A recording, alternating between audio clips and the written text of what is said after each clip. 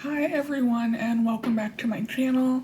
My name is Sophie and this is a channel chronicling my journey to figure out what is wrong with me, and then hopefully I'll continue it through the treatment and hopeful recovery of whatever's going on as well.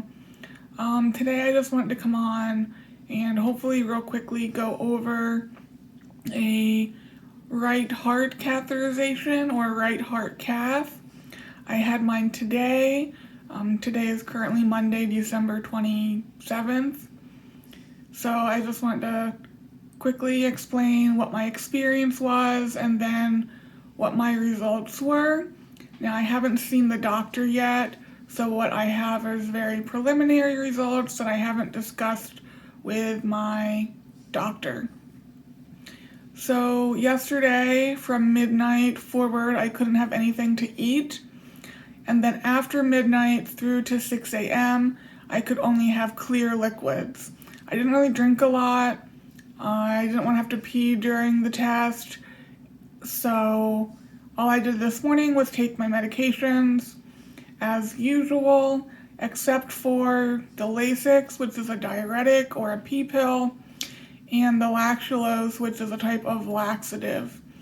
So I took everything as normal except those. That's what they said to not take for obvious reasons. I had to be at the hospital at 7:30 this morning. I took an Uber down. You do have to have someone pick you up because you are giving some medications that you cannot drive while being on. So I got there around 7-ish, I don't remember. Got registered, went up to the waiting room, got called back. They had me undressed from the waist up, so I kept on my pants, my underwear. I could have kept on my shoes, but I took them off. They asked what medications you'd had that morning. Made sure the rest of the medications, they knew when the last time you had those were. And it wasn't too terribly long. I guess I was taken back maybe 8:30, 9 o'clock for the actual procedure. So for the procedure, you're transferred from the hospital bed onto a table. It is not a comfortable table by any stretch of the imagination. It's hard, just like a table. There's no cushion at all. There is a pillow behind your head. I was also having an exercise right heart cath, so they had me lined up with the cycle ergometer that was in front of me. I laid down. They made sure my IV was accessed correctly, which it was. They gave me Versed and fentanyl, baby doses of each. I'm really sensitive to those types of medication, so I am sure to be rather not completely with it for the rest of the day. So as you can still see, I still have the Band-Aid on my neck. That's all you're left with. It's just a regular Band-Aid. So they had me turn my head all the way to the left, which I'm not going to do because it is still sore. But if it was to the right, you turn your head all the way to the right and you leave it there for the entire procedure.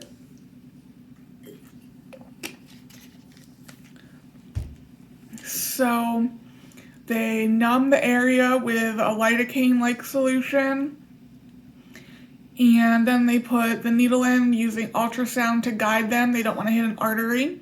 They do go in through the vein, so they go into the right side of the heart. A lot of people, when they think of heart caths, normally will think of a left-sided cath because they're thinking of putting in a stent in a coronary artery after a heart attack or something like that. Similar procedure, but it goes through an artery, not a vein. So this was the right heart and it goes through a vein. So they went through the jugular vein, which is in your neck. And I mean, the needle prick is just like getting a blood draw or something. It's not that different sensation. I will say putting in the sheath that goes in your neck, which is just sort of not this big, just sort of an opening where they can pass instruments through to get different measurements. the sheath felt weird. They kept saying, this is gonna feel like pressure, this shouldn't hurt, if it hurts let us know. And it didn't hurt, but it was uncomfortable. I wouldn't call it pressure at all. I wouldn't call it pain. At points it felt like they were like in my throat. It was weird. I don't really know how to describe it. It wasn't painful, but it also just didn't feel like they were pressing on my neck either. So it was just weird. But once everything was in, you don't feel anything. It's not a big deal at all. They take measurements in the right atrium, which is the right top chamber of your heart, the right ventricle, which is the right bottom part of your heart, the pulmonary artery, which is what comes out of your right ventricle, and is the artery that goes into your lungs. And then they take what's called a wedge pressure, where they sort of wedge the probe up in the artery to get the pressure there as well. Once they got all of these pressures, they laid the ergometer down so that I could have my feet lifted up and put in place, because again, my head is turned, I can't see what's going on. I can only sort of assume how everything was situated at the bottom of the table. So my feet are on the pedals, and it's just strange because when you're on a normal bike, if your legs are sort of equal distances off the floor, both knees are bent, and your thighs are normally like parallel to the floor. Well, here you're lying flat on your back, so at all times you're sort of responsible to keep that slight incline in your legs, and even just that much would make my muscles burn even if I wasn't pedaling. And then with the pedaling, they didn't really tell me how fast to go. They just told me pedal as hard and fast as you can. Then when I got to a certain limit, I guess, they said like keep that speed throughout. It was 5 minutes of pedaling, and I do think the resistance increased. I couldn't really tell because after a point I couldn't really breathe all that well. I was breathing really heavy. I was really out of breath. The position is not comfortable for me to be in simply because of my trachea collapsing, and we're already sort of kind of kinking it off with my head turned all the way anyway. So they did have to turn my oxygen up. I did ask when it was over, did my oxygen drop? And they said yes, it dropped to 84. That's when they turned my oxygen up from normal 2 liters up to 4. They said my oxygen recovered quickly, that I was explaining to them how I used to do powerlifting and stuff like that, and they were like, that's why your oxygen recovered so quickly, like you have a lot of reserve there, you rebound really fast, that's really good. So, did the exercise bike for 5 minutes, lying down, again, really strange. My legs were feeling like they were on fire, they were really burning. It felt like a long 5 minutes. But when I was finished, they're like, okay, you're done, like you did great. And they weren't telling me any results. I could kind of see the screen for part of it, but you have all these drapes over you. And again, your head is turned all the way to the side. So it's really hard to see. And once I was on the bike, because I was breathing so heavily and so fast, the drapes were moving all over the place. So they were at one point completely blocking my vision. I couldn't see the screen at all. So I did ask what my results were, what my mean pulmonary artery pressure was, which is what is used to diagnose pulmonary hypertension.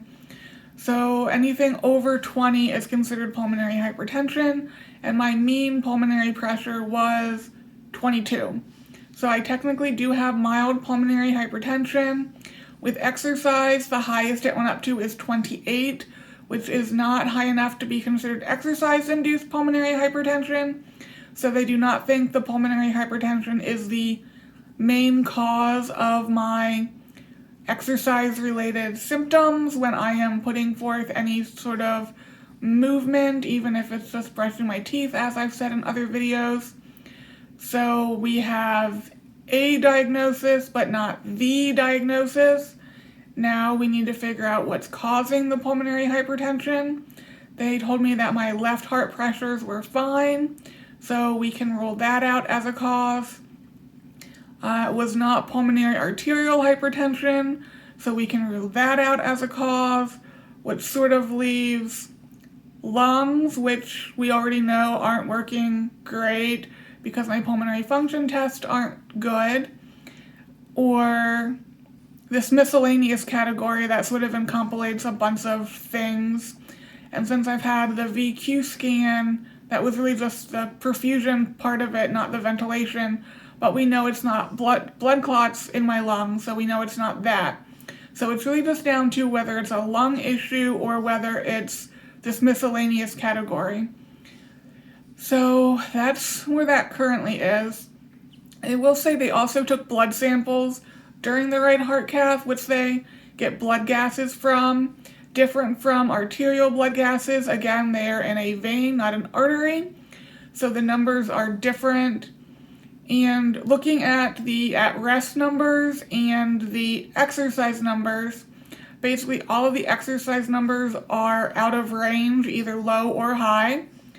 The one that caught my eye the most, that makes the least amount of sense to me, is my oxygen was actually higher during exercise, and unlike the pulse ox you put on your finger where higher is better, keep in mind this is in a vein, so in veins that's bringing deoxygenated blood from your body into your heart. So when I was at rest, I believe it was my oxygen number, this isn't a percent, it's the number, was 70, and at exercise I think it was 75, something like that. And you'd really expect your oxygen, if anything, to be lower with exercise simply because you're using the oxygen. So the oxygen that's in your blood returning from your body, you'd expect to be lower because more of it should be used during exercise. Basically everything was off, so my pH, so how acidic or basic my blood was off, my lactate was high, my carbon dioxide was high, my bicarb was off, I forget if it was high or low, I think it was high. I can bring it up here real quick.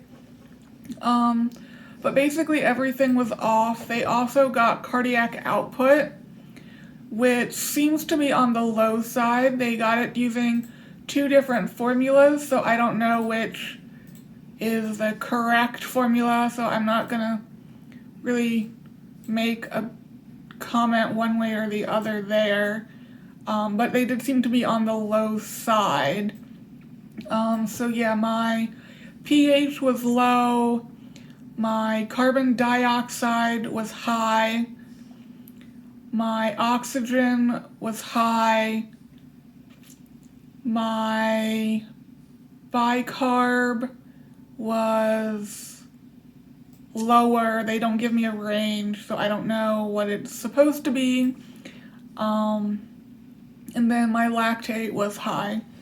And some of these you'd expect with exercise, like you'd expect your lactate to increase. That's what gives you that burn in your muscles, but I'm just not sure how much you'd expect to see it increase. And again, I don't expect to see the oxygen increase, and it was the actual saturation numbers that I gave you, so 70% at rest and 75% with exercise, which to me, again, just seems really strange. So next steps, I don't see the pulmonary hypertension doctor until the end of this month, well, the end of January, so January 22nd or 26th or something like that. But I will be talking to the thoracic surgeon next week. I have 5 doctor appointments next week. So I will definitely give you guys an update, probably not daily unless I have a lot to say. But at the end of the week, next Friday, I will sort of sum everything up. Most of them aren't related to figuring out what's going on with me anyway. But yes, so cliff notes, I do have mild pulmonary hypertension. I'm not going to talk to a doctor about it until probably the end of January. I might call the office tomorrow to see if they want to see me sooner. But that's it. So currently it's going on like 5:30ish. That evening I've been home since around noon. My neck is still tender, so getting comfortable in bed was a little uncomfortable, but it just feels like if you've ever had like a bruise after getting a blood draw, it's very, very similar. Again, the procedure I wouldn't classify as painful, it was uncomfortable. But yeah, I just wanted to give you guys an update. That is going to be it for this video, and I will talk to you guys next time. Bye!